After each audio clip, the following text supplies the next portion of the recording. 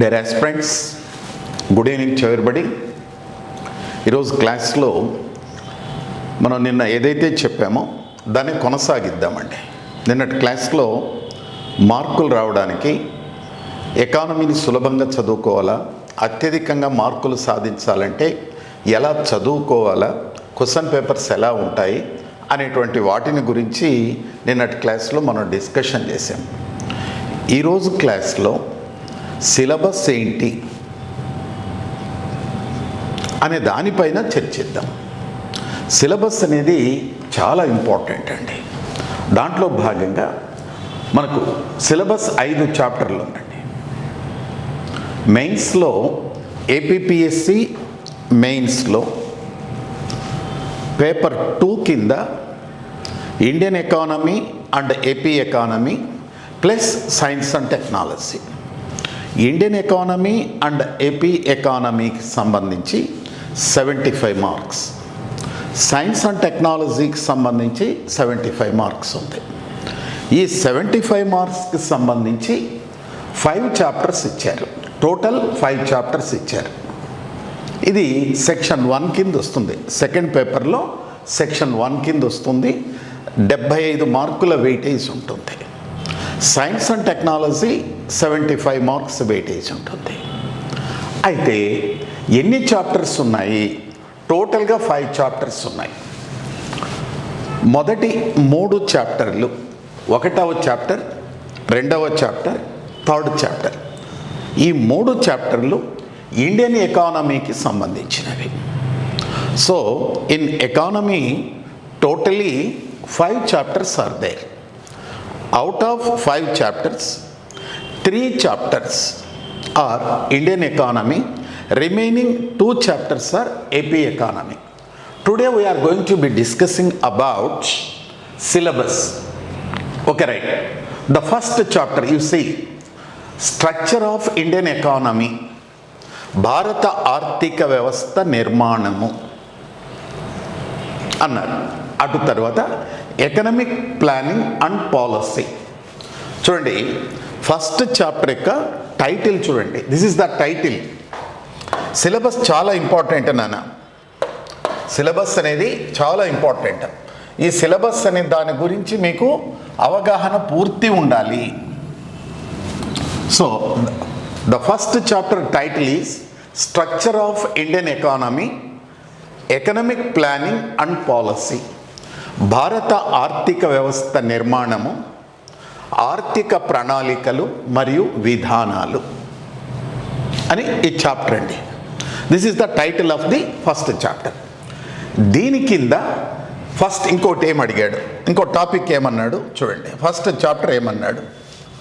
National income in India. ఇది part A కింద చెప్పుకుందాం. నేషనల్ ఇన్కమ్ ఇన్ ఇండియా, భారతదేశంలో జాతీయ ఆదాయము ఏ. దీని కింద ఏం చదవాలి? జాతీయ ఆదాయం అంటే ఏమిటి? What is a national income? జాతీయ ఆదాయంలో భావనలు, జాతీయ ఆదాయంలో భావనలు ఉన్నాయండి. There are several concepts are there in national income.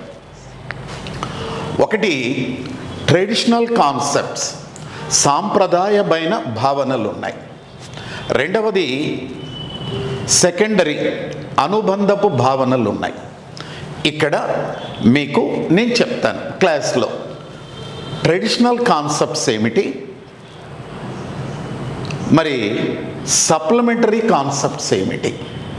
మొత్తం 9 కాన్సెప్ట్స్ ఉన్నాయి. ఈ 9 కాన్సెప్ట్స్లో ఒక 6 కాన్సెప్ట్స్ అనేటివి ట్రెడిషనల్ కాన్సెప్ట్స్, 3 కాన్సెప్ట్స్ అనేటివి సప్లిమెంటరీ కాన్సెప్ట్స్. ఇది pure macro economics point of view concepts. Then ఈ నేషనల్ ఇన్కమ్ కాన్సెప్ట్స్ని ఎలా కొలవాలి? How to measure the national income concept.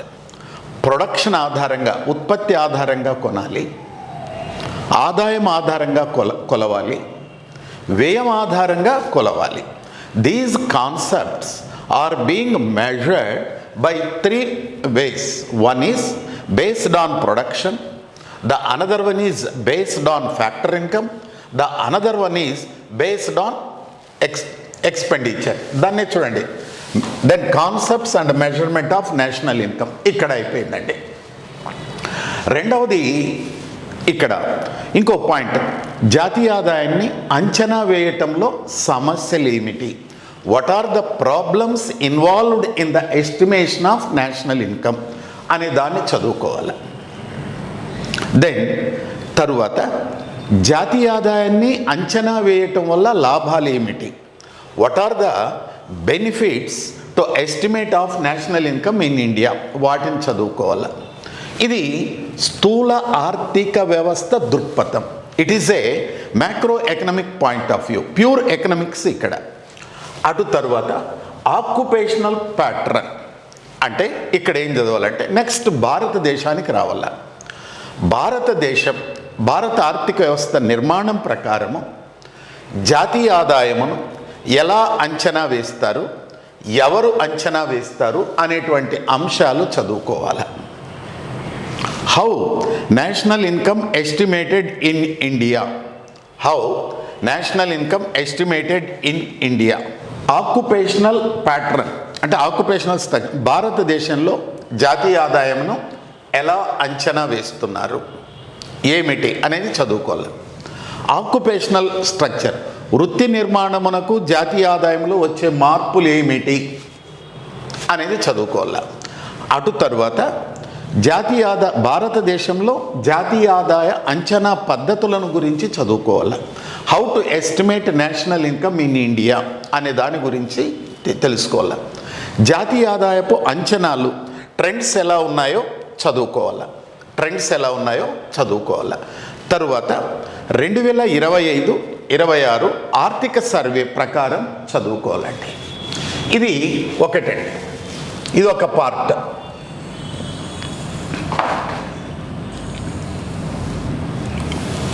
ఈ బ్లాక్ దాంట్లో తీసినటువంటిదంతా ఒక పార్ట్. ఓకే, మీకు పీడిఎఫ్లో తెలుగు ట్రాన్స్లేషన్ నా దగ్గర ఉందమ్మా, నేను అది పీడిఎఫ్లో మీకు ఇస్తాను, పెట్టుకోండి. ఓకే, మీకు ఆ యాప్లో పెడతాం. రెండవది చూడండి, సెకండ్ అనేది ఉంది. ఈ సెకండ్ ఏమిటి అంటే బి పార్ట్ కింద తీసుకుందాం. ఇది బి పార్ట్ కింద తీసుకోండి. So economic growth and economic development, ఆర్థిక వృద్ధి ఆర్థికాభివృద్ధి అంటే ఏమిటి అనే దాని గురించి డిస్కషన్ చేయాలి. ఆర్థిక వృద్ధి, ఆర్థికాభివృద్ధి, సమ్మిళిత వృద్ధి, సస్టైనబుల్ డెవలప్మెంట్ ఇవి ఏమిటి మొదలైనటువంటి అంశాలన్నిటినీ కూడా ఇక్కడ చర్చించాలి. ఇది కూడా ప్యూర్ ఎకనామిక్స్. నెక్స్ట్ మూడవ స్ట్రాటజీ, ఇది చూడండి. మూడవది strategies of planning in India.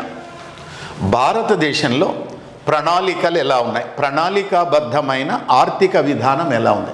How A planned economic development in India అంటే ఇక్కడ ప్రణాళికా సంఘం ఏమిటి, దాని విధులు ఏమిటి, మరి లక్ష్యాలు ఏమిటి అనేది చదువుకోవాలా. భారతదేశంలో ప్రణాళికలు ఎలా అమలుపరిచినారో చూసుకోవాలా. దెన్ ప్రణాళికలను అమలుపరచడానికి అవసరమైన నిధులు ఏ విధంగా సమీకరించుకుంటున్నారో చూడాలా. మరి ప్రణాళికలకు ఈ ప్రణాళికల్లో చేపట్టే పనులకు నిధులను ఎలా కేటాయించినారో చదువుకోవాలా. భారతదేశంలో 1951 నుంచి 2017 వరకు పంచవర్ష ప్రణాళికలు ఎలా అమలుపరిచినారు ఏమిటి మొదలైనటువంటి విషయాలన్నిటినీ బ్రీఫ్గా చదువుకోవాలి. ఎలాబరేట్గా అవసరం లేదు, బ్రీఫ్గా చదువుకోవాలి, మైక్రో లెవెల్లో చదువుకోవాలి. భారతదేశంలో పంచవర్ష ప్రణాళికలు ఇది దాదాపు ఒక 15 నుంచి 20 గంటలు పడుతుందంటే, ఒక 15 గంటలు చెప్తాను. భారతదేశంలో ప్రణాళికలు ఒక 15 అవర్స్ చెప్తాను. నేషనల్ ఇన్కమ్ ఒక 15 అవర్స్ చెప్తాను. Economic growth and economic development ఒక 10 అవర్స్ చెప్తాను. సో నేషనల్ ఇన్కమ్ వచ్చేసి ఒక 15 hours, economic growth and economic development ఒక 10 అవర్స్, ప్లానింగ్ ఇన్ ఇండియా ఒక 15 అవర్స్లో కంప్లీట్ చేస్తాం. సో ఇది అవుతుందండి. ఇప్పటికి చూడండి దాదాపు 40 అవర్స్ వచ్చింది క్లాస్. తర్వాత మూడవది new economic reforms in India. 1991 నుంచి భారతదేశంలో ఆర్థిక సంస్కరణలు, న్యూ ఎకనామిక్ రిఫార్మ్స్ ఫ్రమ్ 1991, ఆర్థిక సంస్కరణలు అనేది చదువుకోవాలి. దీనికి ఒక 5 అవర్స్లో అయిపోతుంది. Then decentralisation of financial resources and NITI Aayog. నీతి ఆయోగ్ వచ్చేసి ఇది సపరేట్ హెడ్ కింద మనము చదువుకోవాలా. నీతి ఆయోగ్ ఇది ఒక 5 అవర్స్. రైట్, ఇక్కడ ఈ చాప్టర్లో చూడండి ఎన్ని పార్ట్స్ ఉన్నాయి అనేది మీరు చూసుకోండి. ఇక్కడ మీరు బాగా చూడండి, ప్లీజ్ అబ్జర్వ్ దిస్. ఎన్ని చాప్టర్స్ ఎన్ని ఉన్నాయి?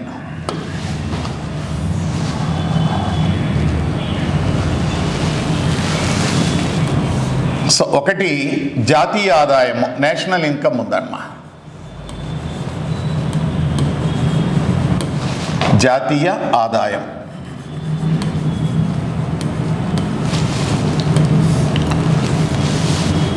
రెండవది ఆర్థిక వృద్ధి, ఆర్థికాభివృద్ధి. ఆర్థిక వృద్ధి, ఆర్థికాభివృద్ధి. Economic development and economic growth. మూడవది ప్రణాళిక వ్యూహాలు, ప్రణాళిక వ్యూహాలు, ప్లాన్ స్ట్రాటజీ. నాలుగవది ఆర్థిక సంస్కరణలు, ఆర్థిక సంస్కరణలు. ఐదవది వనరుల వికేంద్రీకరణ.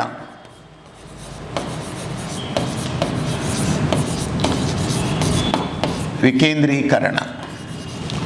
రైట్, నెక్స్ట్ నీతి ఆయోగ్.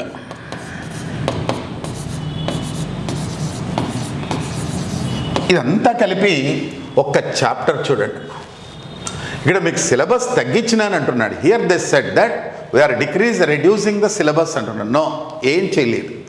సో నేషనల్ ఇన్కమ్ ఉంది, economic growth and economic development ఉంది, ప్లానింగ్ ఇన్ ఇండియా ఉంది, ఎకనామిక్ రిఫార్మ్స్ ఆఫ్టర్ 1991 ఉంది, ఆ తర్వాత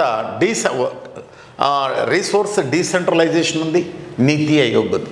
ఇదంతా కలిపి ఫస్ట్ చాప్టర్ కింద తీసుకొచ్చాడు. రైట్, మనం ఇక్కడ డీటెయిల్గా చదువుకోవాలంటే మార్కులైతే 150 నుంచి 75కు తగ్గించినారు, సిలబస్ని పెంచాడు. ఇవి గతంలో 3 చాప్టర్లు అండి. ఈ 3 చాప్టర్లని 4 చాప్టర్లు ఇవన్నీ కూడా ఒక చాప్టర్ కింద చేశాడు. దీన్ని ఒక 15 అవర్స్ పడుతుందండి. ఇది ప్యూర్ ఎకనామిక్స్ 15 అవర్స్. ఇది ఒక 10 అవర్స్లో పడుతుంది. దెన్ ఇది ఒక 15 అవర్స్ పడుతుందండి. ఆర్థిక సంస్కరణలు 5 అవర్స్ పడుతుందండి. ఇది ఈ రెండు కలిపి ఒక 5 అవర్స్, 50 అవర్స్ టోటల్గా 50 గంటలు చెప్పాలి దీన్ని. అయితే ఇక్కడ మీకు ఇంకొక పాయింట్ కూడా చెప్తాను. ఇన్ని గంటలు ఎందుకు సార్ అని కొంతమంది అడుగుతారనండి. అయితే ఇక్కడ సివిల్ సర్వీస్కే టోటల్ ఎకానమీ అంతా కూడా 50 గంటలు చెప్తారు, 60 గంటలు చెప్తారు కదా సార్, మీరు ఒక చాప్టర్కే 50 గంటలు చెప్తామంటున్నారు ఎందుకు సార్ అంటారు. సివిల్ సర్వీస్లో ప్రిలిమ్స్లో 10 నుంచి 12 మార్కులు వస్తాయి ఎకానమీ. బాగా అర్థం చేసుకోండి. ఇక్కడ సివిల్స్ ప్రిపేర్ అయ్యేటువంటి వాళ్ళకి ఎకానమీ చదువుకోవాల ప్రిలిమ్స్లో అంటే వాళ్ళకి 10 నుంచి 12 బిట్లు వస్తాయి అంతే. మినిమం 10 లేకుంటే 12, 13. అయితే మనకు మెయిన్స్లో 75 మార్కులండి. వెయిటేజ్ ఎక్కువగా ఉంది, వెయిటేజ్ ఎక్కువగా ఉంది కాబట్టి టైం పడుతుంది. మరి క్వశ్చన్ ఎలా ఇస్తాడో తెలీదు. ఇంకా తెలంగాణ వాళ్ళకి చెప్తే 150 మార్కులకు వెయిటేజ్. నేను అదే చెప్తాను, సివిల్ సర్వీస్ కంటే కూడా గ్రూప్ 1 గ్రూప్ 2లో ఎకానమీకి వెయిటేజ్ ఎక్కువగా ఉంది, ఇండియన్ పాలిటీకి వెయిటేజ్ ఎక్కువగా ఉంది, హిస్టరీకి వెయిటేజ్ ఎక్కువగా ఉంది, సైన్స్ అండ్ టెక్నాలజీకి వెయిటేజ్ ఎక్కువగా ఉంది. సివిల్ సర్వీస్తో మీరు పోల్చుకోద్దండి. ఇక్కడ టోటల్ పైన ఈ చాప్టర్లో మెయిన్ క్వశ్చన్స్ రావడానికి ఇక్కడ ఎక్స్పెక్టేషన్ అండి. ఇక్కడ ఎక్స్పెక్టేషన్ ఫస్ట్ చాప్టర్లో నేషనల్ ఇన్కమ్ పైన ఒక 5 బిట్లు రావచ్చునండి. 5 బిట్స్, 5 బిట్లు రావచ్చు. ఆర్థిక ఆర్థికాభివృద్ధి ఒక 3 బిట్లు రావచ్చునండి. ప్రణాళిక వ్యూహాలు ఒక 4 బిట్లు రావచ్చు. ఆర్థిక సంస్కరణలు, నీతి ఆయోగ్ ఒక 2 బిట్లు రావచ్చు. ఈ చాప్టర్లో 5, 3, 8, 8, 4, 12, 12, 1, 2, 14, 14 మార్క్స్ రావడానికి అవకాశం ఉంది. అయితే సిలబస్ చార్టెడ్ అంతా మార్కులు తక్కువ. వాడు స్పెసిఫిక్గా సిలబస్ ఇచ్చాడు. సివిల్ సర్వీస్లో ఆ విధంగా చూడండి. Planned economic development in India since 1951 till today, ఇంకంతే, ఇంకేమి ఇవ్వడండి. కానీ ఇక్కడ చాప్టర్ వైజ్ ఇచ్చాడు చూడండి. ఈ విధంగా సివిల్ సర్వీస్ ప్రిపేర్ అయ్యే వాళ్ళకి సిలబస్ లేదండి. ప్రిలిమ్స్ వాళ్ళకి ఏ planned economic development in India since 1951, ఇంకా అంతకుమించి ఏముండదండి. ఒక లైన్లో ఇచ్చేస్తాడు. మరి బేసిక్స్ ఒకటి చదువుకొని సోషల్ ఎకనామిక్ సర్వే చదువుకుంటే సరిపోతుంది వాళ్ళకి. మనకి పర్టికులర్గా సిలబస్ ఇచ్చాడు. ఇప్పుడు జాతీయ ఆదాయం macro economic point of view చదువుకోవాలా, ఇండియన్ ఎకానమీలో చదువుకోవాలా, ఆర్థిక వృద్ధి ఆర్థికాభివృద్ధి ప్యూర్ ఎకనామిక్స్, ప్రణాళికలు వ్యూహాలు, what strategies adopted by the government of India to achieve economic development since 1951 till today, పంచవర్ష ప్రణాళిక వ్యూహం ఏమిటి, దీర్ఘ ప్రణాళిక వ్యూహం ఏమిటి మొదలైనటువంటి అంశాలు. Economic reforms, what is the need to announce the economic reforms in India. So ఈ ఆర్థిక సంస్కరణలను ఏ ప్రాతిపదికన అమలు పరుస్తున్నారు. వనరుల వికేంద్రీకరణ ఫైనాన్స్ కమిషన్లో వస్తుంది, దాని గురించి నేను ప్రత్యేకంగా చెప్పాల్సి. నీతి ఆయోగ్కి ప్రణాళికా సంఘానికి తేడా ఏమిటి, నీతి ఆయోగ్ని ఎందుకు తీసుకొచ్చాడు, నీతి ఆయోగ్ ఆబ్జెక్టివ్స్ ఏమిటి, నీతి ఆయోగ్ లక్ష్యాలు ఏమిటి, నీతి ఆయోగ్ నిర్మాణం ఏమిటి, మరి నీతి ఆయోగ్ స్ట్రాటజీస్ ఏమిటి, ఇవన్నీ చదువుకోవాలమ్మా. మరి నీతి ఆయోగ్ రివ్యూ 2024-25 రివ్యూ ఏమిటి, ఇది. సో ఇంత చదువుకుంటే ఎన్ని మార్కులు రావచ్చు? నా ఎక్స్పెక్టేషన్, నేను నా అనుభవంతో చెప్తున్నా, ఒక 14 మార్కులు రావచ్చు ఈ ఏరియా. దెన్ రెండవ చాప్టర్కి వద్దామండి. సెకండ్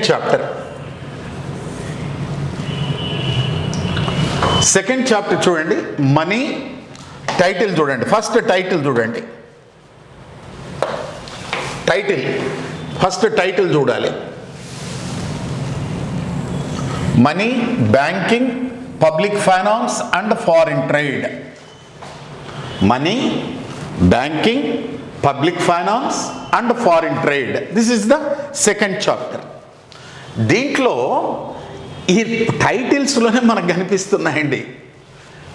మనీ, ద్రవ్య సప్లై ఇదొకటి, బ్యాంకింగ్ ఇదొకటి, ప్రభుత్వ ఆదాయము వ్యయము రుణాలు బడ్జెట్లు ఇదొకటి, ఫారిన్ ట్రేడ్. 4 చాప్టర్లు ఉన్నాయమ్మా. 4 చాప్టర్లు ఉన్నాయి. వీటిలో భాగంగా ఫస్ట్ది మనం డిస్కషన్ చేద్దాం. ఫస్ట్ ఏమిటి? Functions and measures of money supply. ఇది ఒకటి. ద్రవ్యము, ద్రవ్య విధులు, ద్రవ్యము, ద్రవ్య సప్లై, ద్రవ్య విధులు మొదలైనవండి. ఇక్కడ ఏమిటి? ఇక్కడ మనం ఏం చదువుకోవాలంటే ప్రపంచంలో ద్రవ్య పరిణామ క్రమం ఎలా ఉంది, how evaluation of money in the world అనేది ఫస్ట్ మనం చదువుకొని సో బార్టర్ సిస్టమ్ అంటే ఏమిటి, మెటాలిక్ కాయిన్స్ ఏమిటి, దెన్ అటు తర్వాత పేపర్ కరెన్సీ ఏమిటి, ప్లాస్టిక్ కరెన్సీ ఏమిటి, డిజిటల్ కరెన్సీ ఏమిటి, బ్యాంక్ కరెన్సీ ఏమిటి? మరి ఈరోజు డిజిటల్ కరెన్సీ వచ్చింది కదా, ఇది ఎవాల్యుయేషన్ ఆఫ్ మనీ. దెన్ మళ్ళీ ఏం చదువుకోవాలా, భారతదేశంలో ద్రవ్య పరిణామ క్రమం ఎలా ఉంది, భారతదేశంలో బార్టర్ సిస్టమ్ ఎప్పుడుంది, వస్తు మార్పిడి పద్ధతి ఎప్పుడుంది, భారతదేశంలో నాణ్యములు ఎప్పటి నుంచి చలామణిలోకి వచ్చినాయి, నాణ్యముల తరువాత భారతదేశంలో రూపాయిని ఎప్పుడు ప్రవేశపెట్టినారు, తరువాత భారతదేశంలో రూపాయిని ఎవరు ప్రవేశపెట్టినారు, ఈ కాయినేజ్ యాక్ట్ ఎప్పుడు వచ్చింది, మరి ప్రస్తుతం భారతదేశంలో ద్రవ్య పరిణామ క్రమం ఈరోజు ఎలా ఉంది, మరి నాణ్యములు కరెన్సీ నోట్లను ఎవరు ముద్రిస్తారు, ముద్రించడానికి గల నార్మ్స్ ఏమిటి, ఎంత పరిమాణంలో ఉన్నాయి ఏమిటి అనే దాని గురించి చదువుకుంటాం.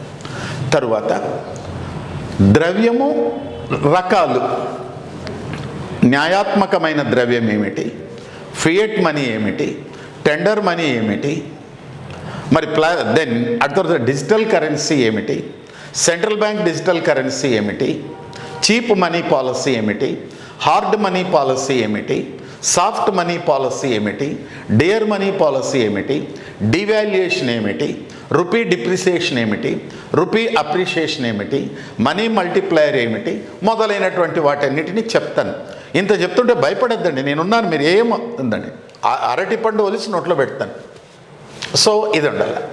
తరువాత మనీకి సంబంధించి డెఫినేషన్స్ ఏమిటి, what are the definitions of money, money supply, money సప్లైకి సంబంధించి macro economic point of view ఎలా ఉంది, భారతదేశంలో మనీ సప్లై ఏమిటి, భారతదేశంలో మనీ సప్లైలో M0 మనీ ఏమిటి, M1 మనీ ఏమిటి, M2 మనీ ఏమిటి, M3 మనీ ఏమిటి, M4 మనీ ఏమిటి, వేణుగోపాల్ రెడ్డి కమిటీ ఏం చెప్పాడు, మనీ మల్టిప్లయర్ ఏం చెప్తుంది, what are the determinants of money supply అనేటివి చెప్పుకుందామండి.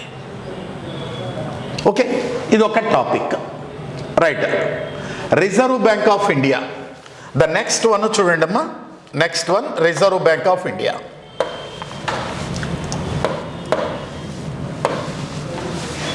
సో ఇది reserve bank of India, RBI.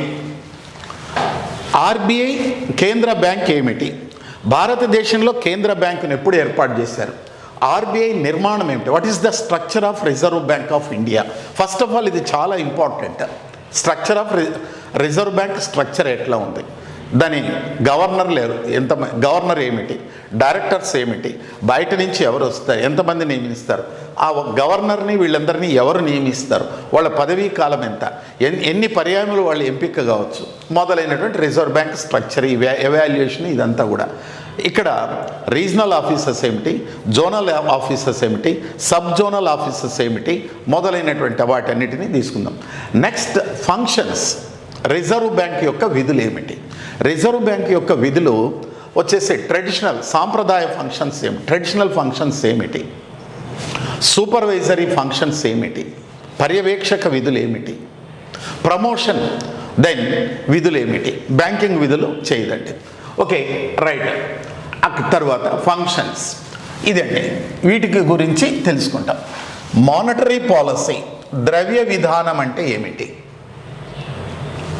ద్రవ్య విధానం అంటే ఒక సంవత్సర కాలం, అంటే ఒక 3 నెలలు లేక ఒక నెల, ఒక సంవత్సర కాలంలో ప్రజల దగ్గర, ప్రభుత్వాల దగ్గర మరియు కుటుంబాలు, సంస్థల వద్ద ఖర్చు పెట్టడానికి ఎంత డబ్బు ఉంది, దాన్ని మనీ సప్లై అంటాం.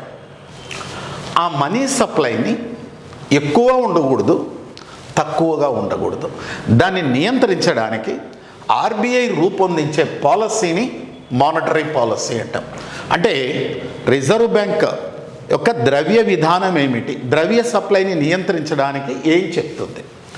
దెన్ కంట్రోల్ ఆఫ్ క్రెడిట్, వాణిజ్య బ్యాంకులు ప్రజలకు ఇచ్చే రుణాలను ఏ విధంగా నియంత్రిస్తూ ఉంది, దాన్ని quantitative credit controls, qualitative credit control, repo rate, reverse repo rate, marginal standing facility, మరి స్టాండింగ్ డిపాజిట్ ఫెసిలిటీ మొదలైనటువంటివి. వడ్డీ రేట్లు, బ్యాంక్ రేట్ అంటే ఏమిటి, ప్రైమ్ లెండింగ్ రేట్ అంటే ఏమిటి, బేస్ రేట్ అంటే ఏమిటి, ఇవన్నీ బేసిక్సే, నేను చెప్పేదంతా బేసిక్సే. మీరు 9th క్లాసు 10th క్లాసుల్లో చదువుకోండేటివి ఇవన్నీ కూడా. ప్రైమ్ లెండింగ్ రేట్ అంటే ఏమిటి, దెన్ బేస్ రేట్ అంటే ఏమిటి, ఆర్ఎల్ఎల్ఆర్ అంటే ఏమిటి, ఉపాంత వ్యయ ఆధారిత వడ్డీ రేట్లు ఏమిటి, మొదలైనటువంటి అంశాలను గురించి ఇక్కడ చదువుకుంటామండి. మరి ఈ మానిటరీ పాలసీలో ఇటీవల కాలంలో రిఫార్మ్స్ ఎలా ఉన్నాయి మొదలైనటువంటి అంశాలను గురించి డిస్కషన్ చేసుకుంటాము. ఇది సెకండ్. తర్వాత దీంట్లోనే ఇంకొకటి ఉందమ్మా. ఏమిటి? Indian banking structure development and reforms. భారతదేశంలో వాణిజ్య బ్యాంకులు ఎలా ఉన్నాయి, వాటి నిర్మాణం ఎలా ఉంది, వాటి విధులు ఏమిటి, అది ఏ విధంగా అభివృద్ధి చెందినాయి, బ్యాంకుల జాతీయకరణ ఏం జరుగుతూ ఉంది, బ్యాంకులను ఎలా 1991 నుంచి ఇప్పటి వరకు ఎలా సంస్కరించినారు. ఈరోజు లోకల్ పేమెంట్ బ్యాంక్స్ ఉన్నాయి, వర్చువల్ పేమెంట్ ఉంది, national payment corporation of India limited ఉంది, భీమ్ యాప్ ఉన్నది, ఏటీఎం కార్డులు ఉన్నాయి, డెబిట్ కార్డులు ఉన్నాయి, క్రెడిట్ కార్డులు ఉన్నాయి, దెన్ డిజిటల్ ట్రాన్సాక్షన్స్ ఉన్నాయి. ఇవన్నీ ఏమిటి మొదలైనటువంటి అంశాలన్నిటినీ చర్చించుకుందాం. ఇది సెకండ్ కింద వస్తుందండి. ఇదంతా ఒకటి. రెండవది మరి ఇన్ఫ్లేషన్. ఇది కూడా దీని కింద వస్తుంది. ద్రవ్యోల్బణము, కారణాలు, నివారణ చర్యలు. ఇదంతా సెకండ్ కిందే వస్తుంది. ద్రవ్యోల్బణం ఏమిటి, ద్రవ్యోల్బణాన్ని ఎకనామిక్స్ పాయింట్ ఆఫ్ వ్యూ చదువుకోవాలా. భారతదేశంలో ద్రవ్యోల్బణం ఏమిటి, భారతదేశంలో WPI హెడ్లైన్ ఇన్ఫ్లేషన్ ఏమిటి, కన్స్యూమర్ ప్రైస్ హెడ్లైన్ ఇన్ఫ్లేషన్ ఏమిటి, రిటైల్ ఇన్ఫ్లేషన్ ఏమిటి, దీన్ని ఎవరు కొలుస్తున్నారు, ఆధార సంవత్సరాలు ఏమిటి, ప్రజెంట్ ట్రెండ్స్ ఎలా ఉన్నాయి, దీన్ని ఎలా కంట్రోల్ చేస్తారు మొదలైనటువంటి అంశాలన్నింటినీ ఇక్కడ చర్చించాలి. ఇది చాలా పెద్ద టాపిక్ ఇది. ఇక మూడవ దానికి వద్దాం. మూడవ దానికి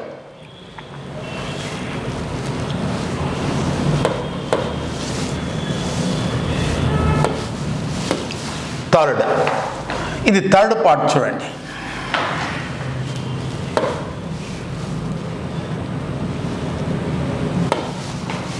ఇది థర్డ్ అండి.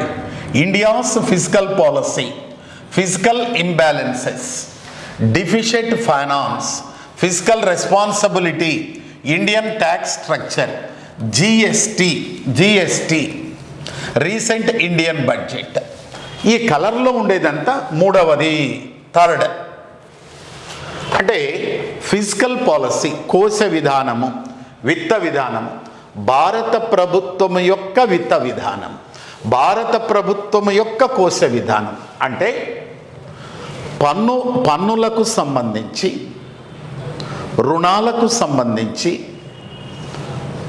వ్యయమునకు సంబంధించి విధానాలను కోశ విధానాలు. The policies framed by the government regarding income, expenditure and debt called as fiscal policy. మరి ప్రభుత్వం ఆదాయాన్ని పెంచుకోవాలా, పన్నులను విధించడానికి కొన్ని పాలసీస్ ఉంటాయి, వాటినే ట్యాక్స్ పాలసీస్ అంటాం.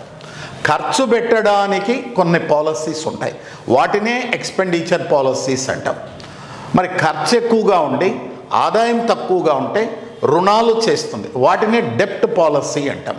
The policies means tax policies, expenditure policies, డెప్ట్ policies called as fiscal policies, కోశ విధానాలు. దీన్ని విత్త విధానము, ఫిజికల్ పాలసీ అంటారు. రైట్. ఈ ఫిజికల్ ఇంబ్యాలెన్స్ అంటే ఆదాయం, ప్రభుత్వానికి వచ్చే రెవెన్యూ ఆదాయము, మూలధన ఆదాయం ఎంత ఉంది, రెవెన్యూ ఖర్చు, మూలధన ఖర్చు, ఆదాయం ఎక్కువగా ఉందా, ఖర్చు ఎక్కువగా ఉందా, వీటి రెండింటి మధ్య సమతౌల్యం లేదు. మరి భారత ప్రభుత్వము ఖర్చు ఎక్కువగా ఉంది, చేత్తాడెంత ఉంది, ఆదాయం ఏమో మూరడు ఉంది. ఈ రెండింటికి మధ్య ఏం చేస్తుంది, అప్పులు ఎలా చేస్తూ ఉంది. మరి అప్పుల్ని 10 రోజుల కాలానికి ఎక్కడి నుంచి చేస్తుంది, ఒక 10-15 రోజుల కాల వ్యవధితో. 14 రోజుల నుంచి 91 రోజుల కాల వ్యవధికి ఎలాంటి అప్పులు చేస్తుంది, 91 రోజుల కాల వ్యవధితో ఎలా అప్పులు చేస్తుంది, 182 రోజుల కాల వ్యవధికి ఎక్కడ చేస్తుంది, 364 ఈ short run loans very short, దీర్ఘకాలిక రుణాలు ఎలా చేస్తూ ఉంది, ఆ ఇంబ్యాలెన్స్ని ఎలా పూడ్చుకుంటా ఉంది, విదేశాల్లో ఎక్కడి నుంచి అప్పు తెచ్చుకుంటా ఉంది అనేటువంటి అంశాలు. డిఫిసిట్ ఫైనాన్స్, కరెన్సీని ముద్రించి అప్పు తెచ్చుకుంటా ఉంది గవర్నమెంట్. ఇవన్నీ కూడా ఎఫ్ఆర్బిఎం అంటే ఆర్థిక క్రమశిక్షణ, ఫైనాన్షియల్ డిసిప్లిన్ సాధించడానికి ఎఫ్ఆర్బిఎం యాక్ట్ అనేది ఉంది. ఈ యాక్ట్ని ఎంతవరకు పాటిస్తూ ఉంది అంటే ఆర్థిక క్రమశిక్షణ, ఫైనాన్షియల్ డిసిప్లిన్, ఆదాయం కంటే ఎక్కువగా ఖర్చు పెట్టకూడదు, దీనికి సంబంధించి పాలసీస్ ఉన్నాయి. భారతదేశంలో పన్ను నిర్మాణం, పన్నులు ఎలా విధిస్తుంది, ప్రత్యక్ష పన్నులు ఏమిటి, పరోక్ష పన్నులు ఏమిటి, వీటి సంస్కరణలు, జిఎస్టీ ఏమిటి, మరి వీటన్నిటికి సంబంధించి పన్నులు.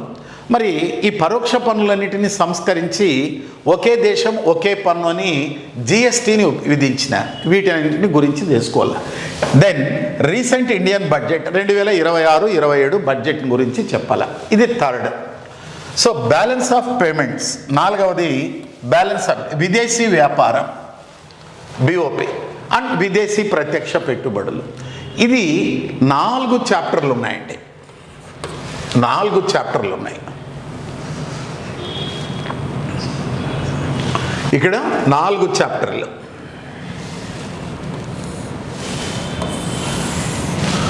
ఒకటి మనీ అండ్ బ్యాంకింగ్, ఒక చాప్టర్ అండి, money and banking. Money and banking, ద్రవ్యము బ్యాంకింగ్ అనేది ఒక చాప్టర్ అండి. దీనికి టోటల్గా ఎన్ని గంటలు పెడితే తెలిసిన, పెద్ద చాప్టర్ అమ్మా, చాలా పెద్ద చాప్టరు. నేను ఇచ్చే మెటీరియలే మీకు 80-90 పేజీలు ఉంటుంది, 80 పేజీలు మినిమం ఉంటుంది. బ్రీఫ్గా ఇచ్చిన ఒక 20 అవర్స్ పడుతుందండి.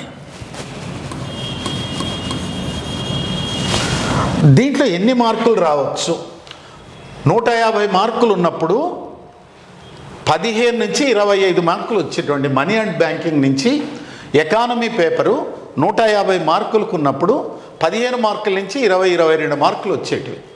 మరి ఇప్పుడు మినిమం 8, మ్యాక్సిమం 10 మార్కులు రావచ్చునండి. మార్క్స్ మినిమం 8, మ్యాక్సిమం 10 మార్కులు రావచ్చు money and banking. Next money and బ్యాంకింగ్లో ఏమేమి వస్తాయంటే చూడండి, ఇక్కడ మనీ అండ్ బ్యాంకింగ్లో అనేక సబ్ టాపిక్స్ వస్తాయి. దీంట్లో ఇవన్నీ ఉంటాయండి.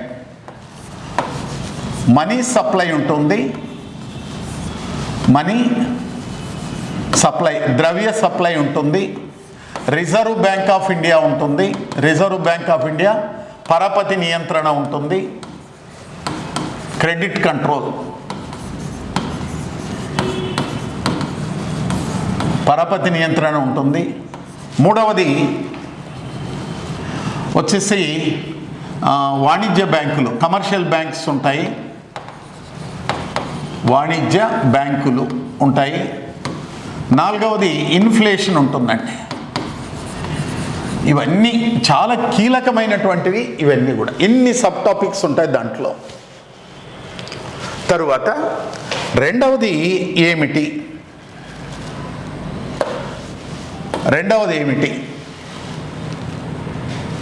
Indian banking system.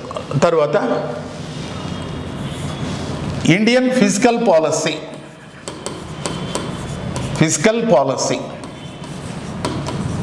Physical policy వచ్చేసి దీంట్లో ఏ టాపిక్స్ ఉంటాయంటే ఫిజికల్ పాలసీస్లో ఒకటి పన్నులు, ట్యాక్సెస్, వ్యయము, ఎక్స్పెండిచర్, వ్యయము. అటు తర్వాత వ్యయం తర్వాత నెక్స్ట్ ఇంకోటి ఏముంటుందంటే రుణాలు, అప్పులు ఉంటాయి, అప్పులు ఎలా తీసుకుంటారు. మరి అటు తర్వాత బడ్జెట్ ఉంటుంది, ఇలా డివిజన్ చేసుకోవాలా. తర్వాత ఫినాన్స్ కమిషన్, ఆర్థిక సంఘాలు ఉంటాయి. ఇప్పుడు 16వ ఆర్థిక సంఘం సిఫార్సులు వచ్చినాయి కదా, ఈ ఏరియాలో బిట్లు వస్తాయి. ఇవన్నీ వదిలేసి ఆర్థిక సంఘంలో వదిలేసి ఇవన్నీ చదువుకున్నాం అనుకోండి, ఆర్థిక సంఘం కరెంట్ ఇప్పుడు వచ్చింది కదా, డెఫినెట్గా ఇది ఇంపార్టెంట్, దీనిపైన 2-3 బిట్లు వస్తాయి. ఇంత చదువుకుంటే ఇక్కడ ఒక 4 నుంచి 6 మార్కులు వస్తాయండి. 4 to 6 మార్క్స్ వస్తాయి, జిఎస్టీ ఇదంతా కూడా కలిపి. రైట్. తర్వాత మూడవది, ఇది వచ్చేసి ఒక ఎన్ని గంటల టైం పడుతుందంటే ఒక 15 అవర్స్ పడుతుందండి, 15 అవర్స్. రైట్. తర్వాత నెక్స్ట్ ఫారిన్ ట్రేడ్, విదేశీ వాణిజ్యం, విదేశీ వ్యాపారం, ఫారిన్ ట్రేడ్. ఈ ఫారిన్ ట్రేడ్లో మొన్న మాత్రం ఎప్పుడు ఊహించలేదమ్మా 5 బిట్లు వచ్చినాయి నాన్న. మొన్న రీసెంట్గా జరిగిందే పరీక్ష, దాంట్లో 5ో 8ో వచ్చినాయి, ఇది ఒక్క దాంట్లోనే, కానీ ఎప్పుడూ రాలేదు. ఇది ఒక 8 అవర్స్లో కంప్లీట్ అవుతుందండి. 8 అవర్స్. మార్క్స్ ఎన్ని రావచ్చు అంటే లాస్ట్ టైం మాత్రం 6 7 వచ్చినాయి, అంతకుముందు 1 2 వచ్చేటువంటి, 2 లేక 3 మార్కులు వస్తాయమ్మా. 2 or 3 మార్క్స్, 2 or 3 మార్క్స్. కానీ లాస్ట్ గ్రూప్ 2లో మాత్రం 7 8 బిట్లు వచ్చినాయి, ఎక్కువ ఇక్కడే ఇచ్చేసినాడు. మరి ఇప్పుడు కూడా రావచ్చునండి, ఎందుకంటే యుఎస్ఏతో బాగా ఇబ్బందులు ఏర్పడినాయి కదా, ట్రేడ్ రిలేషన్స్ వచ్చినాయి కదా, ట్రేడ్ రిలేషన్స్ బాగా ఉన్నాయి కదా, అమెరికాతో సమస్యలు ఉన్నాయి, చైనాతో ఉన్నాయి, యూరో ఎకనామిక్ యూనియన్తో ఒప్పందాలు చేసుకున్నాము, వీటిపైన రెసిప్రోకల్ టారిఫ్స్ ఇవంతా కూడా ఈరోజు ఇంపార్టెంట్ అయింది. ఇండియన్ ఎకానమీ వెటాలిటీ అనేది ఏర్పడింది, అంటే అస్థిరత్వం ఏర్పడతా ఉంది. ఈ అస్థిరత్వానికి కారణాలు ఏమిటి? విదేశీ వ్యాపారాలే ఎక్కువగా ఫోకస్ చేయాల్సిన పరిస్థితి ఉంది. ఇక్కడ బేసిక్సే ఇదండి. ఇది సెకండ్ చాప్టర్ అమ్మా.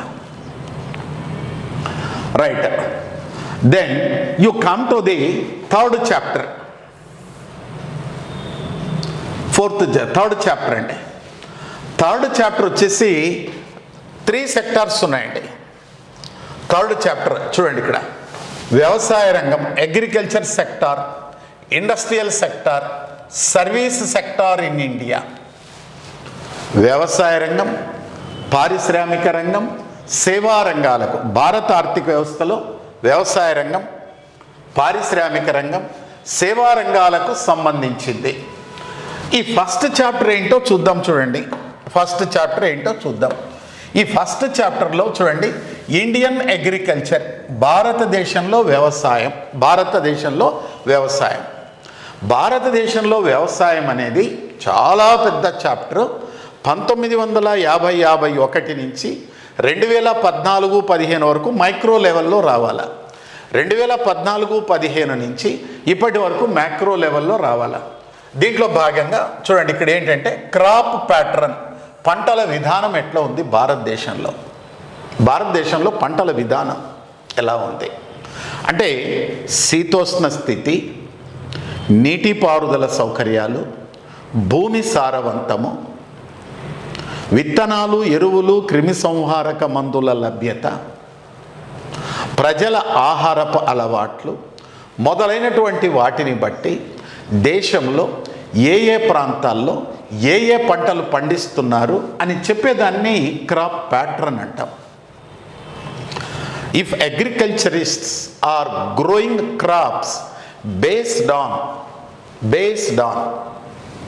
climatical conditions, rainfall, irrigational facilities, availability of seeds and fertilizers, pesticides, then agricultural credit, marketing facilities, food habits, minimum support price, remunerative prices, which crops are growing people, agriculturists across the country. ఇప్పుడు ఆంధ్రప్రదేశ్ ఉందండి, ఆంధ్రప్రదేశ్లో రాయలసీమ ప్రాంతాలకు పోతే అక్కడ ఏం పండిస్తున్నారు? వాణిజ్య పంటలు, ఉద్యానవన పంటలు పండిస్తున్నారు. కోస్టల్ ఆంధ్రాలోకి పోతే ఒక పంటలు పండిస్తారు. తెలంగాణలో అనేక రకాలు, కొన్ని ప్రాంతాల్లో ఒడ్లు పండిస్తారు, రకరకాలుగా పత్తి పండిస్తారు. ఇట్లా దీన్ని అంతా కలిపి క్రాప్ ప్యాటర్న్ అంటామంటే పంటల విధానం. క్రాప్ సీక్వెన్స్ అంటే ఒక జిల్లాలో ఎంత విస్తీర్ణంలో పంటలు పండిస్తున్నారో ఆ విస్తీర్ణంలో ఏ పంటల్ని సాగుకు చేస్తున్నారు అనేది క్రాప్ సీక్వెన్స్. దాని గురించి తెలుసుకోవాలి. అగ్రికల్చరల్ ప్రొడక్షన్, ఆహార ధాన్యాల ఉత్పత్తి ఎంత ఉంది, ఉత్పాదకత ఎంత ఉంది, మొదలైనటువంటి ప్రొడక్షన్ అండ్ ప్రొడక్టివిటీ ఎంత ఉంది, ఏ పంటలు పండిస్తున్నారు అనేది ప్రొడక్టివిటీ. చూడండి, అగ్రికల్చరల్ ప్రొడక్షన్ మొత్తము సాగు విస్తీర్ణంలో పండిన పంటలు ఏమిటి, 1 హెక్టారులో పండిన పంటలు ఏమిటి. మరి అగ్రికల్చర్ ఫైనాన్స్ వ్యవసాయదారులకు బ్యాంకుల ద్వారా రుణాలు అందించడానికి ప్రభుత్వం ఎలాంటి మెజర్స్ తీసుకుంది? రైట్. అదేవిధంగా అగ్రికల్చర్ మార్కెటింగ్, పండించినటువంటి పంటలను అమ్ముకొనడానికి ఎలాంటి పరిస్థితులు ఉన్నాయి మార్కెటింగ్ ఇన్ ఇండియా, దీనికి సంబంధించి ఉన్నాయండి. మరి వ్యవసాయ రంగంలో ఉన్నటువంటి సమస్యలు ఏమిటి, ఎలాంటి చొరవలు ఉన్నాయి? దెన్ వ్యవసాయ ఉత్పత్తుల ధరల విధానం, వ్యవసాయ ఉత్పత్తుల ధరల విధానం, కనీస మద్దతు ధరలు ఏమిటి, పాలిత ధరలు ఏమిటి, సేకరణ ధరలు ఏమిటి మొదలైనటువంటివి ఎలా ఉన్నాయి? ప్రొక్యూర్మెంట్ అంటే ఆహార ధాన్యాలను ఎలా సేకరిస్తున్నారు? Right. Issues, price and distribution అంటే మొత్తం పైన వ్యవసాయ విధానాలన్నీ చదువుకోవాలి. ఇదంతా కలిపి అగ్రికల్చర్ కింద వస్తుందండి. వీటిని సింపుల్గా ఏమంటే వ్యవసాయ విధానాలు అంటామండి. వ్యవసాయ విధానాలు, అగ్రికల్చర్ పాలసీస్. ఇది ఒక 15 అవర్స్ టైం పడుతుందండి.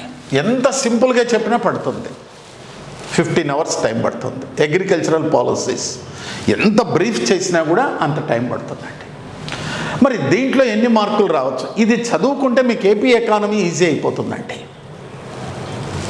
ఇక్కడ పాలసీస్ చదువుకుంటే ఏపీ ఎకానమీ ఈజీ అయిపోతుంది.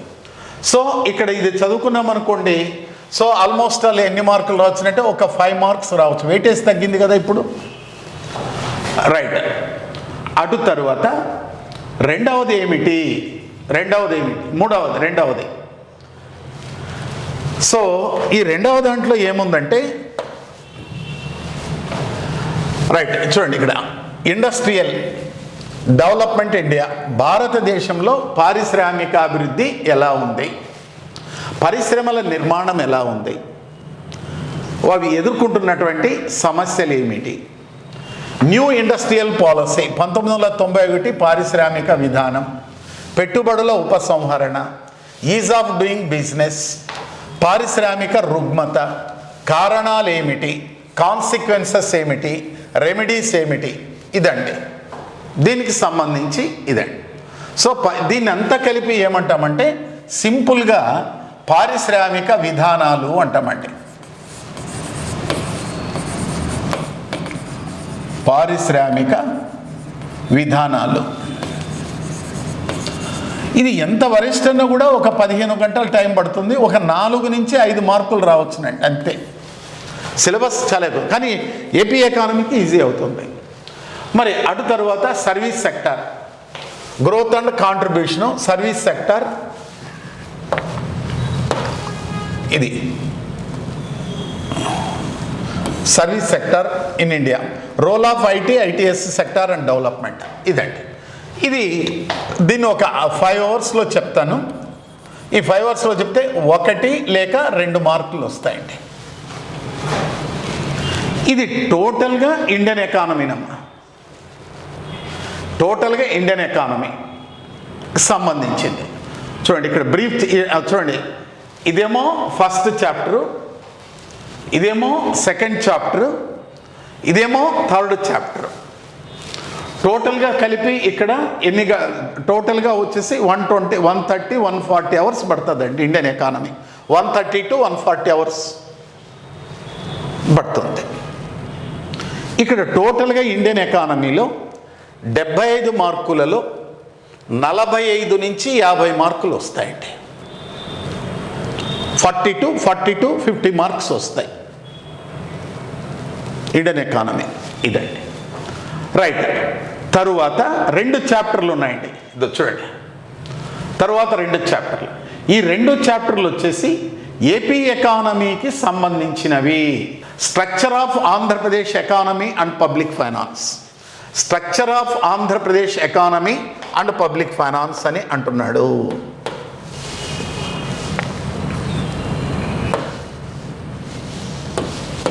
చూడండి 4వ chapter, structure of Andhra Pradesh economy and public finance, Andhra Pradesh ఆర్థిక వ్యవస్థ నిర్మాణము, ప్రభుత్వ విత్తము అని అన్నాడు. దీంట్లో 2 టాపిక్స్ ఉన్నాయండి. ఈ Andhra Pradesh structure of the economy ఒకటి చదువుకోవాలా, పబ్లిక్ ఫైనాన్స్ బడ్జెట్ల గురించి ఒకటి చదువుకోవాలా. ఈ రెండు ఉన్నాయండి. మొదట structure and growth of AP economy, అంటే ఆంధ్రప్రదేశ్ ఆర్థిక వ్యవస్థ నిర్మాణం ఎలా ఉంది, how AP economy structure and how it grows అనేది చదువుకోవాలా. ఇక్కడ చదువుకోవాలంటే గ్రాస్ స్టేట్ డొమెస్టిక్ ప్రోడక్ట్, అక్కడ నేషనల్ ఇన్కమ్ భారతదేశానికి సంబంధించి జీడిపి అంటాం, రాష్ట్రానికి సంబంధించి జిఎస్డిపి అంటాం, గ్రాస్ స్టేట్ డొమెస్టిక్ ప్రోడక్ట్. ఆంధ్రప్రదేశ్లో జిఎస్డిపి అంటే ఏమిటి, మరి ఆంధ్రప్రదేశ్ ఆర్థిక వ్యవస్థ నిర్మాణాన్ని తీసుకొని ఎన్ని concepts GSDP, GSVA, NSVA, per capita income ఇవి లెక్క పెడతాం. మరి వీటిని లెక్క పెట్టడానికి ఏ పద్ధతులు, రాష్ట్ర ఆర్థిక గణాంక శాఖ ఏ పద్ధతుల ద్వారా లెక్క పెడతా ఉంది, ప్రొడక్షన్ మెథడ్ ఏమిటి, ఇన్కమ్ మెథడ్ ఏమిటి, ఎక్స్పెండిచర్ మెథడ్ ఏమిటి, బేస్ ఇయర్ ఏమిటి, కరెంట్ ఇయర్ ఏమిటి అనేది చదువు. What is the importance of gross state domestic product. State ఎకానమీని ఎన్ని యాక్టివిటీస్, 11 ఇండస్ట్రీస్, 11 ఇండస్ట్రీస్ని 17 economic activities, agriculture sector, industrial sector, service sector, వీటిలో ఏ యాక్టివిటీలో ఏ పద్ధతిలో లెక్క పెడుతున్నారు, ఏ విధంగా లెక్క పెడుతున్నారు, మరి లేటెస్ట్ ట్రెండ్స్ ఏమిటి మొదలైనటువంటివి ఉన్నాయి. తలసరి ఆదాయం ఏమిటి, ఇదంతా కూడా అంటే structure and growth of AP economy, GSDP gross domestic product and sectoral contribution. జిఎస్విఏలో వ్యవసాయ రంగం వాటా ఎంత ఉంది, పారిశ్రామిక రంగం వాటా ఎంత ఉంది, సేవా రంగం, దీంట్లో మళ్ళీ సబ్ ఎకనామిక్ యాక్టివిటీస్ ఉంటాయి, వాటి యొక్క షేర్ ఎలా ఉంది, గ్రోత్ రేట్ ఎలా ఉంది, పర్ క్యాపిటల్ ఇన్కమ్ ఎలా ఉంది. ఇది ఒకటండి. ఇది ఏం చెప్తుంది అంటే జిఎస్డిపి ఒక మాట అండి, జిఎస్డిపి ఒక 8 గంటల టైం పడుతుందండి. నేషనల్ ఇన్కమ్ బాగా అర్థమైతేనే ఇది అర్థమవుతుంది. రైట్, దీంట్లో ఒక 4 మార్కులు రావచ్చునమ్మా, మరి 4 మార్కుల వరకు రావచ్చు, లేక 5 మార్కులు కూడా రావచ్చు. ఇది ఒకటి. ఇక రెండవది ఏమిటి, దీంట్లో రెండవ టాపిక్ ఉంది కదా, అన్నీ కలిపినాడు. ఈ రెండవ టాపిక్లో ఆంధ్రప్రదేశ్ ప్రభుత్వ రాబడి, ఆంధ్రప్రదేశ్ ప్రభుత్వానికి ఆదాయం ఎలా వస్తుంది, కేంద్ర ప్రభుత్వం నుంచి నిధులు ఎలా బదిలీ అవుతాయి, రాష్ట్ర ప్రభుత్వము సొంతంగా పన్నులను విధించి ఎంత ఆదాయం సమీకరించుకుంటుంది, ఎక్స్టర్నల్ ఎయిడెడ్ ప్రాజెక్టుల నుంచి ఎలా వస్తుంది, మరి రాష్ట్ర ప్రభుత్వానికి పన్నులు ఏ పన్నులను విధిస్తుంది, కేంద్ర ప్రభుత్వం అంటే ఆంధ్రప్రదేశ్ ప్రభుత్వం యొక్క రాబడి, అంటే ఆంధ్రప్రదేశ్ ప్రభుత్వానికి ఆదాయం ఎలా వస్తుంది, మరి ఇక్కడ ఫిజికల్ పాలసీలో భారత ప్రభుత్వానికి ఎలా ఆదాయం వస్తుంది, ఇక్కడ ఆంధ్రప్రదేశ్ ప్రభుత్వానికి రాష్ట్ర ప్రభుత్వాలకు ఆదాయం ఎలా వస్తుంది, అంటే ఈ ఆదాయం సొంతంగా ఆదాయం ఎలా వస్తుంది, కేంద్రం నుంచి ఎలా బదిలీ అవుతాయి, ఏ వాటి నుంచి గ్రాంట్ నేడ్ ఇవన్నీ ఎలా వస్తాయి, రాష్ట్రంలో పన్ను రాబడి ఏమిటి, పన్నుల వల్ల ఎంత ఆదాయం వస్తుంది, పన్నేతర రాబడుల ద్వారా ఎంత ఆదాయం వస్తుంది ఒకటి. మరి ఆంధ్రప్రదేశ్ ప్రభుత్వ వ్యయము, రెవెన్యూ వ్యయం ఏమిటి, మూలధన వ్యయం ఏమిటి, ఆంధ్రప్రదేశ్ అప్పులు ఏమిటి, డెట్స్ అప్పులు ఏమిటి, మరి ఆంధ్రప్రదేశ్ అప్పులు ఏమిటి, AP state expenditure, debts and interest payment, అప్పులు ఎలా ఉన్నాయి, వడ్డీ చెల్లింపులు ఎలా ఉన్నాయి, సెంట్రల్ అసిస్టెన్స్ ఎలా ఉంది, కేంద్ర ప్రభుత్వం నుంచి రాష్ట్రానికి డబ్బులు ఎలా వస్తున్నాయి వీటిని. దెన్ అదేవిధంగా ఇటీవల కాలంలో అమరావతి క్యాపిటల్ నిర్మాణానికి, పోలవరం నిర్మాణానికి, మరి అటు తర్వాత వరల్డ్ బ్యాంక్ నుంచి ఇతర బ్యాంకుల నుంచి రుణాలు తెచ్చుకుంటుంది కదా, బహిర్గత విత్త ప్రాజెక్టులు విదేశీ సంస్థల నుంచి అప్పులు తెచ్చుకుంటా ఉంది, దాన్నే ఎక్స్టర్నల్ అసిస్టెన్స్ ఏమిటి, దెన్ 2026-27 బడ్జెట్ ఏమిటి. ఇక్కడ మనం చదువుకునేది ఏమిటంటే ఇది ఒక చాప్టర్, దీని కింద ఏపీ గవర్నమెంట్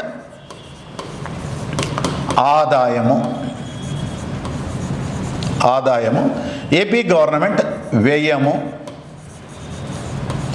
ఏపీ గవర్నమెంట్ రుణాలు, ఏపీ గవర్నమెంట్ బడ్జెట్. ఇది నీకు బాగా అర్థం కావాలంటే ఇది అర్థం కావాలా, ఏది చూడండి, ఈ చాప్టర్ అర్థం కావాలా?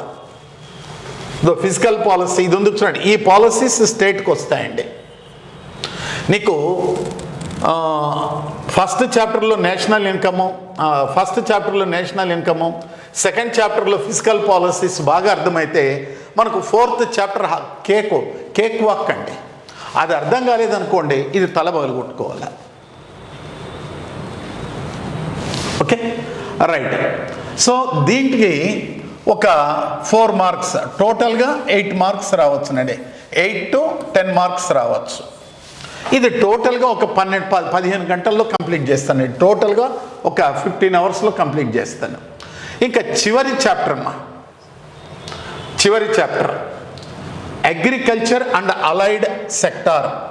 చివరి చాప్టర్ 5వ చాప్టర్ వ్యవసాయము, అనుబంధపు రంగాలు, పారిశ్రామిక రంగం, సేవా రంగం.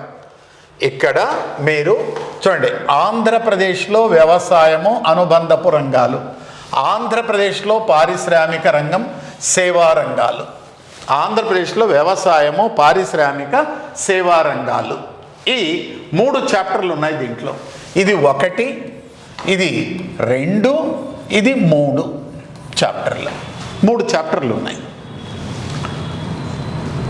రైట్. మరి ఈ ఫస్ట్ చాప్టర్ ఏంటో చూద్దాం చూడండి. Then production trends of agriculture allied active sectors. ఆంధ్రప్రదేశ్లో వ్యవసాయము, అనుబంధపు రంగాల ఉత్పత్తి ఎలా ఉంది? How a production trends of agriculture and allied activities. వ్యవసాయ పంటలు, ఉద్యాన పంటలు, పశుపోషణ, చేపలు పట్టడం, అడవులు కలప, వీటికి సంబంధించి ఉత్పత్తి ధోరణులు ఎలా ఉన్నాయి? How production trends of agriculture and allied activities అవి ఎలా ఉన్నాయి? Next cropping pattern. ఆంధ్రప్రదేశ్లో ఉమ్మడి 13 జిల్లాల్లో ఉన్నటువంటి శీతోష్ణ స్థితి, వర్షపాతము, భూమి సారవంతము, మరి నీటిపారుదల సౌకర్యాలు, ప్రభుత్వం యొక్క రుణాలను అందించటం, దెన్ అటు తర్వాత వ్యవసాయ ఉత్పాదకాలు, సబ్సిడీలు, విత్తనాలు, ఎరువులు, క్రిమి సంహారక మందులు, మరి ప్రజల ఆహారపు అలవాట్లను బట్టి ఈ ఉమ్మడి 13 జిల్లాల్లో ఏ పంటలను పండిస్తున్నారు? ఖరీఫ్లో ఏ పంటలు పండిస్తున్నారు? రబీలో ఏ పంటలు పండిస్తున్నారు? వేసవిలో ఏ పంటలు పండిస్తున్నారు? క్రాప్ ప్యాటర్న్ ఎలా ఉంది? క్రాప్ సీక్వెన్స్ ఎలా ఉంది? మొత్తం రాష్ట్రం మొత్తం పైన టోటల్గా 2000 ఇటీవల కాలాల్లో ఎంత విస్తీర్ణంలో ఎన్ని లక్షల హెక్టార్లలో పంటలు పండిస్తున్నారు? ఆ లక్షల హెక్టార్లలో సెరల్స్, గింజ ధాన్యాలు, వడ్లు, జొన్నలు, సజ్జలు, మొక్కజొన్న, ఇవి గింజ ధాన్యాలు అంటాం. వీటిని ఎన్ని పండిస్తున్నారు? Cereals and coarse cereals. పప్పు ధాన్యాలు ఎంత విస్తీర్ణంలో పండిస్తున్నారు? నూనె గింజలు, ఆయిల్ సీడ్స్ ఎంత విస్తీర్ణంలో పండిస్తున్నారు? కమర్షియల్ క్రాప్స్, వాణిజ్య పంటలు, పత్తి, పొగాకు, కాఫీ, ఇది ఎన్ని విస్తీర్ణంలో పండిస్తున్నారు? ఆ తర్వాత ఉద్యానవన పంటలు ఎంత విస్తీర్ణంలో పండిస్తున్నారు? ఏ పంటలను ఎంతెంత విస్తీర్ణంలో పండిస్తున్నారు అనేటువంటి దాన్ని ఈ క్రాప్ ప్యాటర్న్ ద్వారా తెలుసుకోవాలి. రూరల్ క్రెడిట్, వ్యవసాయదారులకు బ్యాంకుల ద్వారా రుణాలు అందించడానికి గవర్నమెంట్ ఏర్పాటు చేసిన మెకానిజం ఏమిటి? అగ్రికల్చరల్ క్రెడిట్, మరి సహకార పరపతి సంఘాలు, ఇవంటి దీని గురించి. అగ్రికల్చర్ మార్కెటింగ్, మరి రైతులు పండించినటువంటి పంటలను అమ్ముకొనడానికి ప్రభుత్వం ఏం చేసింది? కోఆపరేటివ్ సెక్టార్లో వ్యవసాయ మార్కెట్లు ఎలా ఉన్నాయి? రాష్ట్ర ప్రభుత్వ యాజమాన్యంలో అగ్రికల్చరల్ మార్కెట్ యార్డ్స్ ఎలా ఉన్నాయి? మరి ధాన్యం కొనుగోలు కేంద్రాలు ఎలా ఉన్నాయి? ప్రైస్ ప్రొక్యూర్మెంట్ సెంటర్స్ ఉన్నాయి, రైతు బజార్లు ఎలా ఉన్నాయి? మొదలైనటువంటి అంశాలన్నింటినీ కూడా మార్కెటింగ్ తీసుకోవాలా. ఆ స్ట్రాటజీస్ ఏమిటి? ఈరోజు గ్రామ స్థాయిలో రైతు భరోసా కేంద్రాల ద్వారా కొంటున్నారు కదా, సహకార బ్యాంకులు కొంటున్నారు, ఇవన్నీ కొనుక్కుంటున్నారు కదా, అవి ఎలా కొనుక్కుంటున్నారు ఏమిటి? మరి వ్యవసాయ రంగానికి సంబంధించి ప్రభుత్వం కొన్ని పథకాలు ఉన్నాయండి. ఆ పథకాలు ఏమిటి? అన్నదాత సుఖీభవ ఏమిటి? రుణమాఫీ పథకం ఏమిటి? 0 వడ్డీకి రుణాలు ఏమిటి? వ్యవసాయ ఉత్పాదకాలు ఇవన్నీ చాలా పథకాలు ఉన్నాయి. దాదాపు ఒక 10 రాష్ట్రీయ కృషి వికాస్ యోజన ఏమిటి, అగ్రికల్చరల్ టెక్నాలజీ మేనేజ్మెంట్ ఏజెన్సీ ఏమిటి, మొదలైనటువంటి అంశాలు చాలా ఉన్నాయి. వాటన్నిటిని గురించి programmes related to agriculture sector. Allied sectors in Andhra Pradesh అంటే వ్యవసాయం, పశు పోషణ ఏమిటి, ఈ పశు పోషణలో డైరీ ఏమిటి, పౌల్ట్రీ ఏమిటి, పిగ్గరీ ఏమిటి, మరి ఫిషింగ్ ఏమిటి, గొర్రెల పెంపకం ఏమిటి, మేకల పెంపకం ఏమిటి, వీటికి సంబంధించి ప్రొడక్షన్ పెంచడానికి ఎలా ఉన్నాయి, మార్కెటింగ్కి ఎలా ఉంది product. Take for example live stock పశు పోషణలో డైరీ తీసుకోండి. పాల ఉత్పత్తిని పెంచడానికి ఏ మెజర్స్ తీసుకుంటున్నారు, ఉత్పత్తి అయినటువంటి పాలను అమ్మడానికి మార్కెటింగ్కి ఏమిటి, మరి ఫిషరీస్కి సంబంధించి చేపల ఉత్పత్తిని పెంచడానికి ఎలాంటి ఇనిషియేటివ్స్ ఉన్నాయి, మరి చేపల అమ్మకానికి ఎలాంటి అంశాలు ఉన్నాయి. హార్టికల్చర్ ఉద్యానవన పంటలు, what initiatives announced to increase the horticulture sown area, ఆ పంటలు పండించడానికి. అటు తర్వాత పండిన పంటలు అమ్ముకోవడానికి ఎలాంటి మార్కెటింగ్, ప్రొడక్షన్ అండ్ మార్కెటింగ్ ఏమిటి మొదలైనటువంటివి. యానిమల్ హస్బెండరీ, మరి ఫిషరీస్, ఫారెస్ట్, ఇదంతా కలిపి దీన్ని ఒక్క మాటలో చెప్తాను. ఏపీ అగ్రికల్చరల్ పాలసీస్ అంటాం. ఏపీ వ్యవసాయ విధానాలు,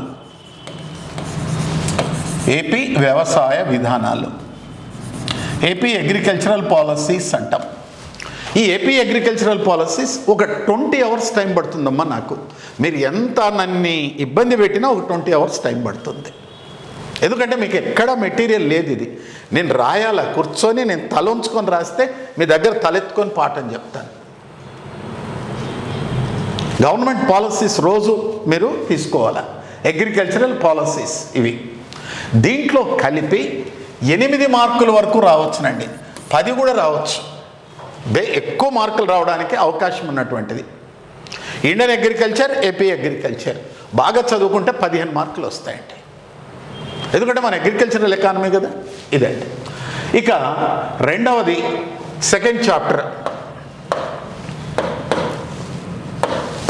సెకండ్ చాప్టర్ వచ్చేసి ఇండస్ట్రీస్ అండి. ఆంధ్రప్రదేశ్లో పరిశ్రమల నిర్మాణము, వృద్ధి ఎలా ఉంది, మరి రాష్ట్రం ఏర్పడిన తర్వాత పారిశ్రామిక విధానాలు ఏమిటి. 2014-15 నుంచి ఇండస్ట్రియల్ పాలసీ రెజల్యూషన్స్, 2014-15 నుంచి 20కి, 2020-23, 2023-27, 2027-34 ఏపీ ఇండస్ట్రియల్ పాలసీ 4.0 ఇవన్నీ చదువుకోవాలండి. సింగిల్ విండో మెకానిజం అంటే పారిశ్రామిక సంస్థను స్థాపించడానికి అనుమతులు, ఆమోదాలు, లైసెన్సులు ఒకే చోట ఇస్తారండి. దాన్ని single window mechanism, online system. పారిశ్రామిక ప్రోత్సాహకాలు, ఇండస్ట్రియల్ ఇన్సెంటివ్స్. ఈ ఇండస్ట్రియల్ ఇన్సెంటివ్స్లో ఏంటంటే పన్నులలో రాయితీలు, ప్రోత్సాహకాలు, సబ్సిడీలు మొదలైనటువంటి వాటన్నిటినీ కూడా అందిస్తున్నారండి.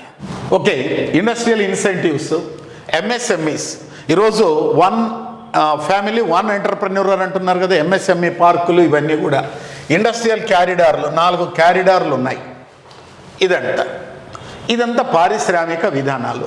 దీన్ని ఏమని పిలుస్తామంటే ఇక్కడ ఏపీ ఇండస్ట్రియల్ పాలసీస్, ఏపీ పారిశ్రామిక విధానాలు,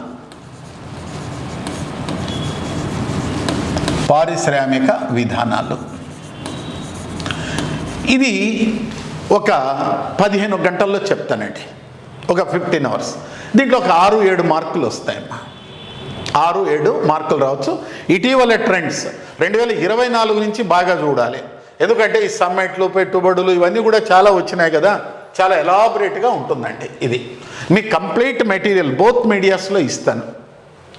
రైట్, ఇంకా చివరిది సర్వీస్ సెక్టార్ అండి.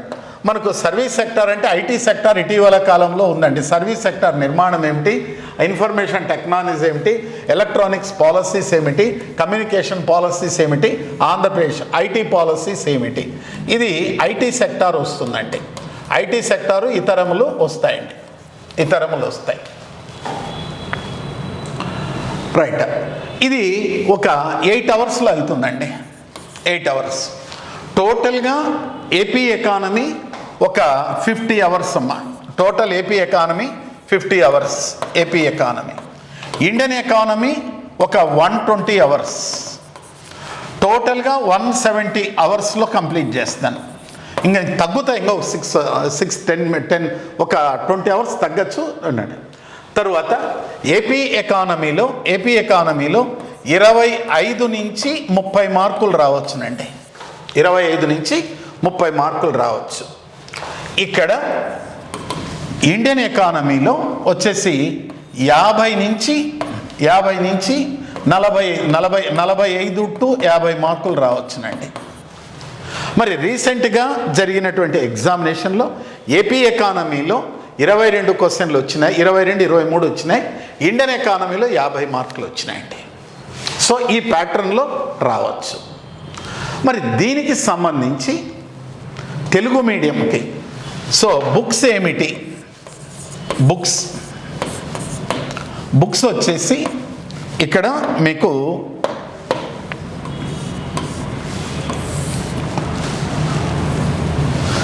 English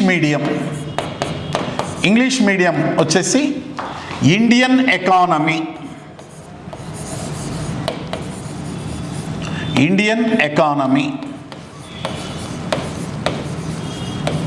by Ruddar Datt and Sundaram. Latest edition తీసుకోండి, లేకపోతే ఉమా కపిల్ తీసుకోండి. ఇంకా ప్రైవేట్ మెటీరియల్స్ ఏముంటాయి ఈ టెక్స్ట్ బుక్ తీసుకోవచ్చునండి. Okay, right. ఇంగ్లీష్ మీడియంకి. తెలుగు మీడియంకి వచ్చేసి మీకు తెలుగు మీడియం వాళ్ళకి ప్రధానంగా ఉంది ఇండియన్ ఎకానమీ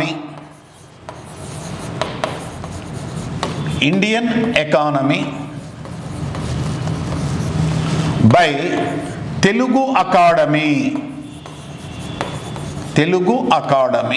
ఇది మీరు తీసుకున్నప్పటికీ కూడా చాలా పొరపాట్లు ఉన్నాయండి తెలుగు అకాడమీ పుస్తకంలో కానీ దీంట్లో కానీ మళ్ళీ అప్డేట్ చేసుకోవాల్సింది.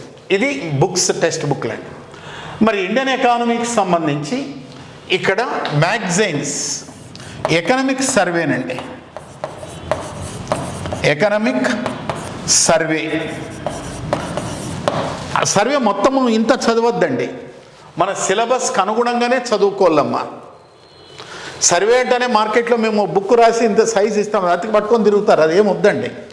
మన సిలబస్కి అనుగుణంగానే చదువుకోవాలా ప్రభుత్వపు విధానాలు. తరువాత PIB press information online, PIB press information bureau, వీళ్ళు కరెంట్ అఫైర్స్కి వస్తాయండి. ఈ రెండు తీసుకుంటే చాలు. So Indian economy by Ruddar Datt and Sundaram, economic survey 2025-26, PIB reports అండి. పిఐబి రిపోర్ట్స్ ఇవంతా కూడా ప్రామాణికం, ప్రభుత్వపు ప్రచురణలే ప్రామాణికం. దీన్ని తీసుకోవాలా. తెలుగు అకాడమీ వాళ్ళు భారత ఆర్థిక వ్యవస్థ పోటీ పరీక్షలకు ప్రత్యేకం తెలుగు అకాడమీ పుస్తకం, తర్వాత economic survey, press information bureau, వీటిని బేస్ చేసుకొని మీకు నేను మెటీరియల్ ఇస్తాను. తర్వాత డైలీ న్యూస్ పేపర్స్, మ్యాగజైన్స్, మీ ఇష్టం వచ్చిన ఆ మ్యాగజైన్ నేను చెప్పలేను, ఏవైనా మంచి స్టాండర్డ్ మ్యాగజైన్స్ కొనుక్కోండి. న్యూస్ పేపర్ అయితే రోజు చదవండి.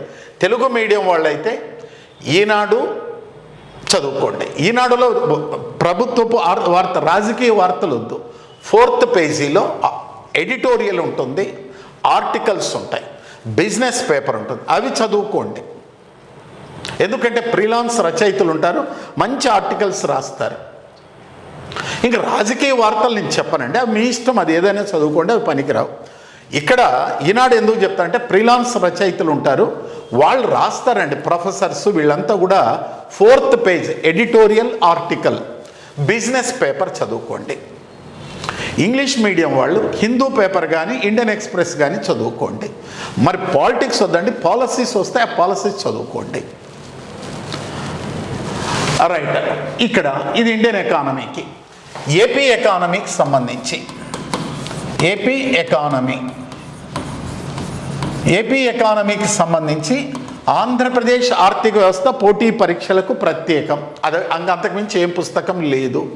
ఆ తర్వాత నేను ఇచ్చే material socio economic survey, socio economic survey, economic survey, AP government bulletins. నేను మెటీరియల్ ఇస్తానండి. మన దగ్గర చేరిన వాళ్ళకి మాత్రం నేను మెటీరియల్ ప్రొవైడ్ చేస్తాను. మొత్తం 5 చాప్టర్లకి కంప్లీట్ మెటీరియల్. ఇండియన్ ఎకానమీ ఒక 300 నుంచి 400 పేజీలు ఉంటుంది. ఏపీ ఎకానమీ ఒక 600 పేజీలతో నోట్స్ ఇస్తాను మెటీరియల్. నేను రాస్తున్నాను, ఆల్రెడీ 3 చాప్టర్లు అయినాయి, అప్డేట్ చేస్తున్నాను. Okay right. ఇది మీకు ఉన్నటువంటి అండి బుక్స్. మార్క్స్ ఎన్ని వస్తాయి, ఏమిటి, సిలబస్ ఏమిటి, మార్క్స్ ఏమిటి మొదలైనటువంటి అంశాలకు సంబంధించిందండి ఒక బ్రీఫ్ ఐడియా. రైట్. ఇక్కడ మీకు ఏమైనా డౌట్స్ ఉన్నాయా?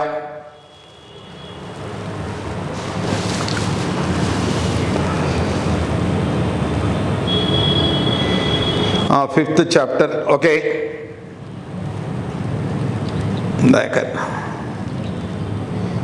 కుమారి ఓకే రైట్.